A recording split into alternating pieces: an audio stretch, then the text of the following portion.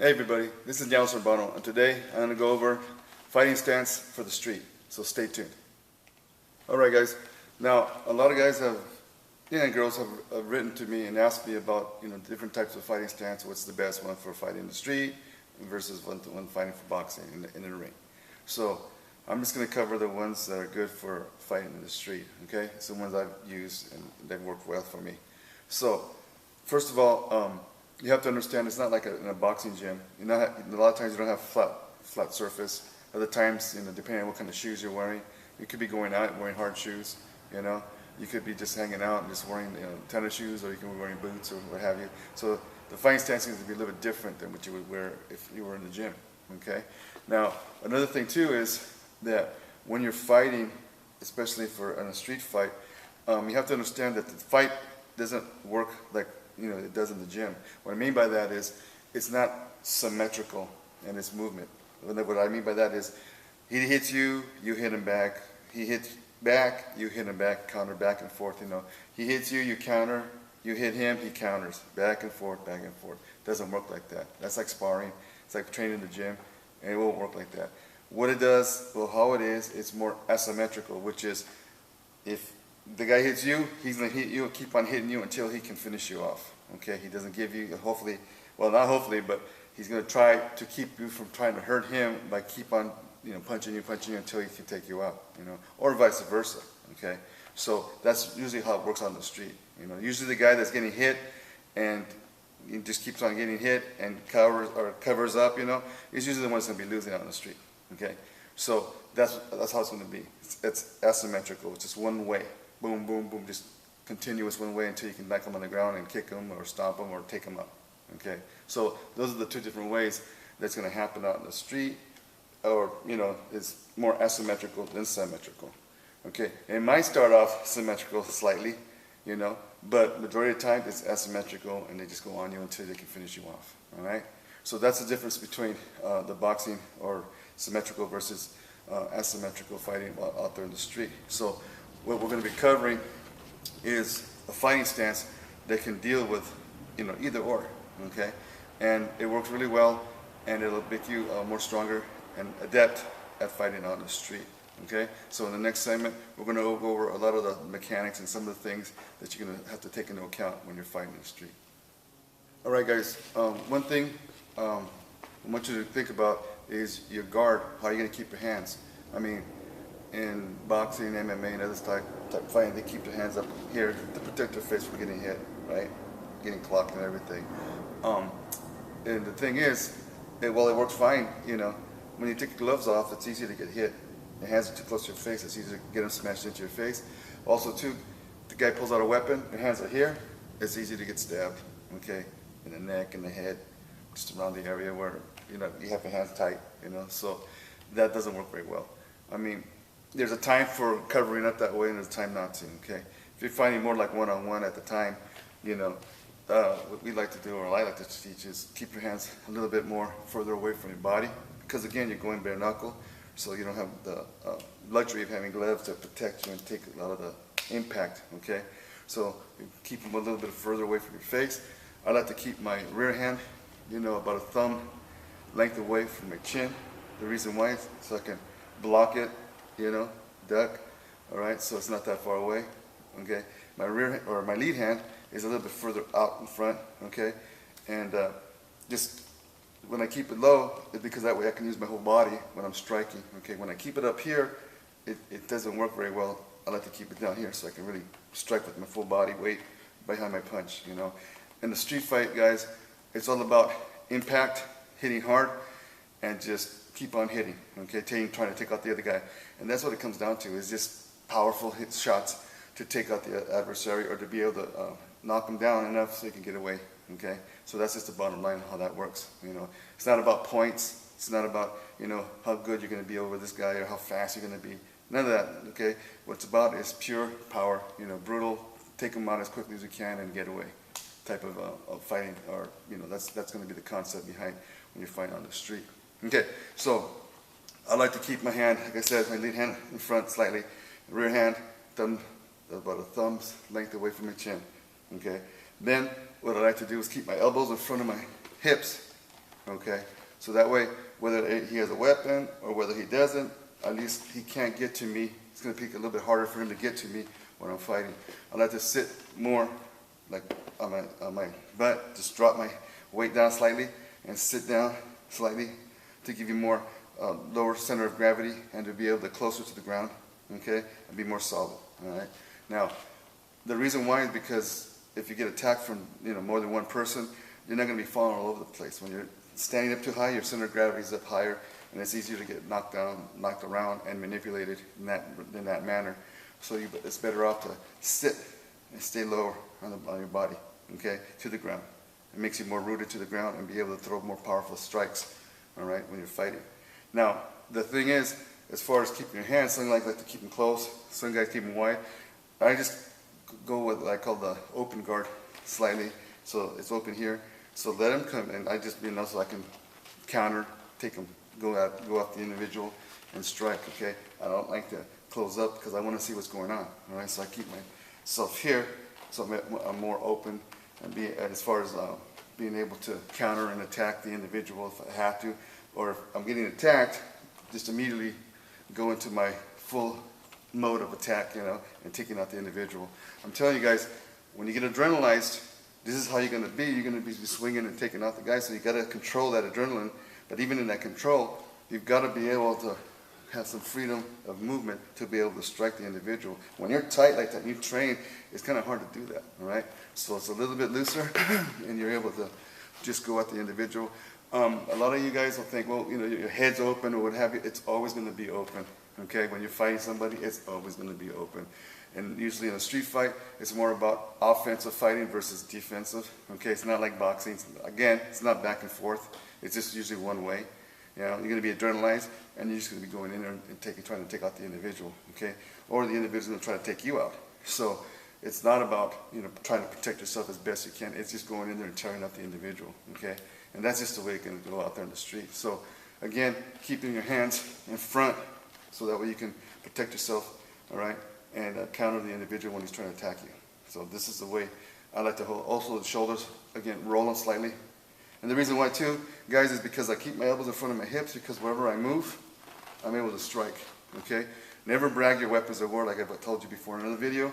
If it's back here and I move and he's right there, by the time I do this, I'm gonna get hit. So it's right here, I can either block or strike the individual based on how I'm moving and where I'm looking at, okay? So it's best to keep them in front, and this way it keeps them from getting to your head, but also too, it helps you to be able to strike from whatever position or whatever movement or wherever you're looking, you're ready to go, okay? So that's why I keep them in front versus to the side or back. All right, guys, what I want to talk about here is fist position, or the way you're going to hold your fists, okay, when you're fighting. Now, because you're not wearing gloves, there's many different ways that you can hand your hands when you're fighting, okay? So here's a couple of ways to think about when you're fighting out in the street. One is obviously both fists, knuckles pointing up, okay? This is one way that you can use as far as striking when you're fighting in the street. Another way is knuckles facing towards the enemy, okay? It's like the old bare knuckle fighters would fight this way.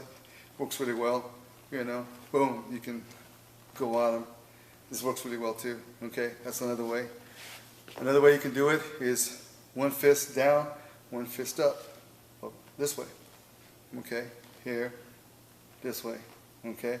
Or you turn it this way and this way. So this one blocks, that one strikes, okay? That's another way you can do it.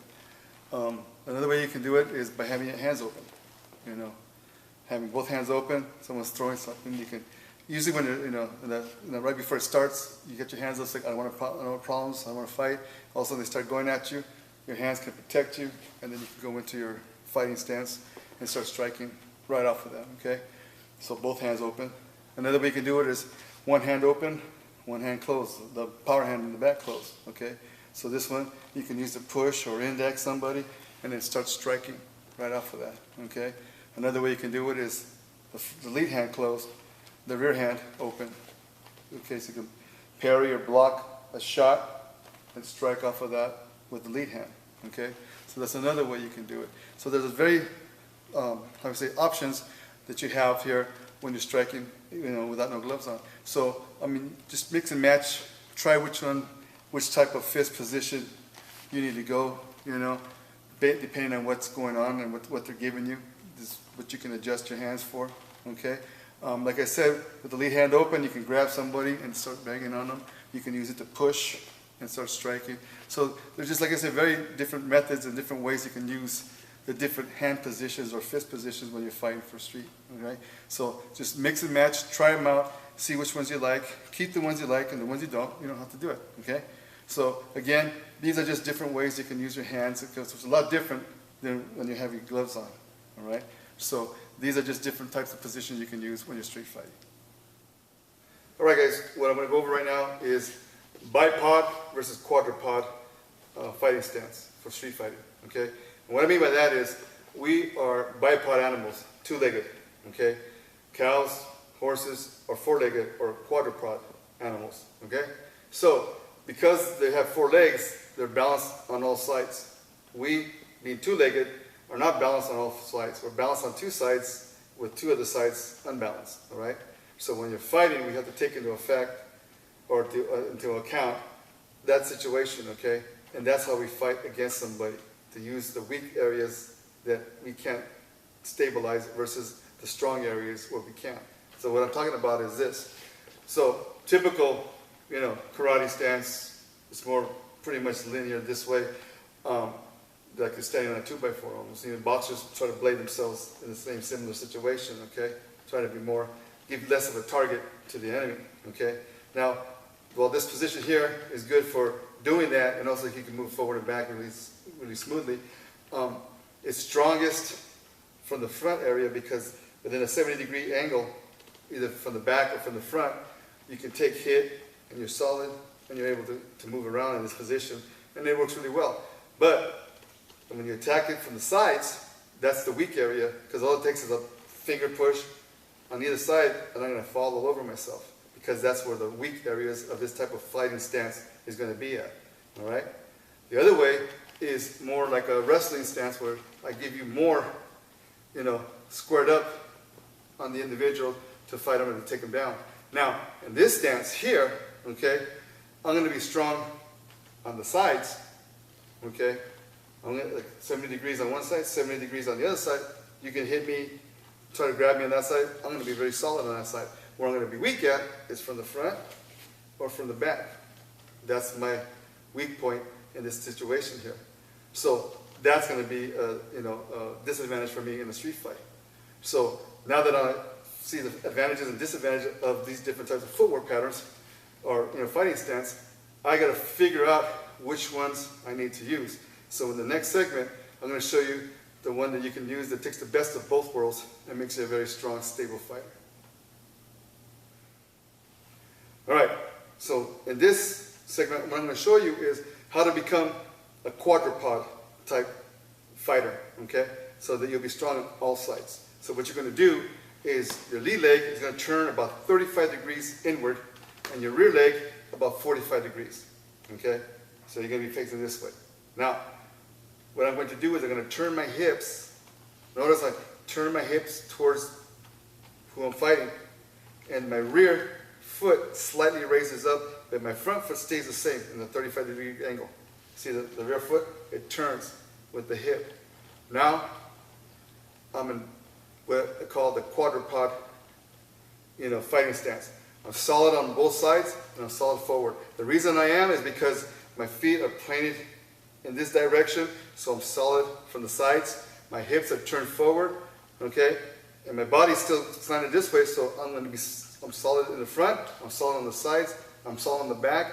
No matter which way you're going to try to hit me, I can take the strike, and I'm in balance, and I'm stable, and you're not going to knock me down, okay? So this is the better position you want to be in when you're fighting in the street fight, okay? And it's very easy to do, guys. I mean, you're just walking, and it's easy to turn in that position and be ready to fight. Now, I would suggest keeping your feet slightly shoulder width, if not a little bit wider, okay, in that position, and you turn. And this is the optimum position you're going to be in when you're striking, when you're moving around, okay? It works really well. I can shift, right off of that fighting stance, okay? So I can strike in any direction, okay, depending if it's multiple opponent or single opponent, and I'm in a better position to be able to fight with somebody. I'm sitting low, my hips, okay, drop down, sitting on my punch. Okay, so I have lower center of gravity, give you more power, driving off the ground. I can spring better. Like I said, I'm solid on either left or right, or forward or back. Okay, so I have a better grounded base to be able to fight off of. So to me, that's the most optimum way to be when you're fighting in a street fight. Also think, the other thing to consider, guys, is most likely the guy that wants to fight you is going to be bigger than you. Okay, so in this wider stance, you can take this bigger guy, and you're not going to be falling all over the place, okay? You're not going to be on the balls of your feet, you know, on the toes, so you're falling all over the place like a little ballerina. That ain't going to happen. You're going to be sitting low, solid. The back foot's going to be slightly raised so you can drive yourself forward and attack when you need to, all right? And you're able to move in any direction you want, very simple and very smoothly without having to try, okay? So to me, this is the optimum position to be in when you're fighting in a street fight. Alright guys, we've come to the end of the video, and I just want to go over some of the highlights. Again, bipod versus quadrupod. You want to be fighting like a quadrupod, four-legged animal. Okay, that way you'll be strong on all four sides as opposed to two sides only. Works really well. Again, the quadrupod position is great because even if the guy shoots on you, you're going to be in a solid position to be able to take that shoot and to be able to counter it and keep him from taking you down. Okay, you don't want to go down on the ground in a street fight. You know, some guys will, you start striking and everything, the next thing they're going to just try to clamp on you and pull you down to the ground so they can, ground and pound you, so to say. So this will help you be able to stay up, and be able to strike and be in a solid position to be able to fight and keep them from doing it to you, okay? The other thing is your guard, keeping your hands not so high, but in this area here, so you can strike with full power, still protect yourself. Again, move your head. If you don't move your head, you're going to get hit. If you guys don't know how to move your head, I'm telling you, you got to learn how to move your head. Don't rely just on your hands, because you know what? Hands don't get knocked out, heads do. So if you don't move your head, you're most likely going to get hit. All right? So it doesn't matter whether you keep your hands up. If you're not moving your head, it's still going to get a hit because it's an immobile object. It needs to start moving when you're striking. Makes it harder for them to hit you. Okay? So keeping the hands, again, rear hand about thumb length away from your chin. All right? Lead hand in front. Elbows in front of your hips, all right? Makes it for a more solid stance, and that's what you'll be able to shoot, or if someone shoots, you'll be able to counter them because your hands are already pretty much in a low position. That's why it's easier to be able to counter someone that shoots in on you that way, okay? The other thing is, depending on how you want to keep your fists, right? I mean, different positions of your hands, whether you ball up your fists, depending on how you want to keep your hands. It doesn't matter which way you want to keep it. It just depends on what the attacker gives you or what you feel that you need to be able to do. Maybe you might just need to keep your hands open so as they throw the strike and just bat them out of the way, push them out of the way and get away, okay? Or you might just want to use that one hand to push them while you're striking them and taking them out, okay? So just depending on what he gives you, you just change your hand pattern, or fist pattern when you're fighting. That's another thing you want to do when you're in the street fight. So you cover those three. The other thing that is whether you have open guard or closed guard. Again, keep it too close. It's not going to work very well. You want it a little bit open so you're able to move around. Okay, not so wide open that you allow everybody to come in and beat the crap out of you. Just keep it right here, nice and relaxed. Keep your shoulders rolled forward, elbows in front of your hips. Okay, and in that quadrupod position. This will be the optimum position for either striking, or if someone tries to shoot on you, you can be able to defend it and keep them from taking you down, okay? So, again, practice this, go over this, have your partners train with you, work it out, and see what works well for you and what doesn't, Adjust it, use the different hand patterns. You don't have to use them all, but see what works for you and which ones you like and which ones you'll have confidence in doing. And those are the ones you want to keep. And the other ones, well, if you don't like them or you just, it just doesn't feel right, just don't use them, okay? Again, the quadrupod position is ideal for fighting for street fight, okay? I'm not saying you got to do it that way in the ring, but this works really well in the street fight, especially when you're fighting one and it becomes two or three or more than that, okay? This is the fighting stance you want to be in because you won't get knocked around as easily with the other one, okay? If you're on your balls of your feet, You're like a ballerina, you're going to be dancing all over the place, falling here and there. You know, it's easy to knock somebody around. But if you sit, you know, with the lead leg and keep the back one up, it's going to be a lot harder for them to take you. It's a more of an aggressive fighting stance and it's more offensive as opposed to defensive. Okay? So this is Daniel Sobrano saying, don't just hit him, punch a hole through him. You take care, and we'll see you next time. Take care. Bye.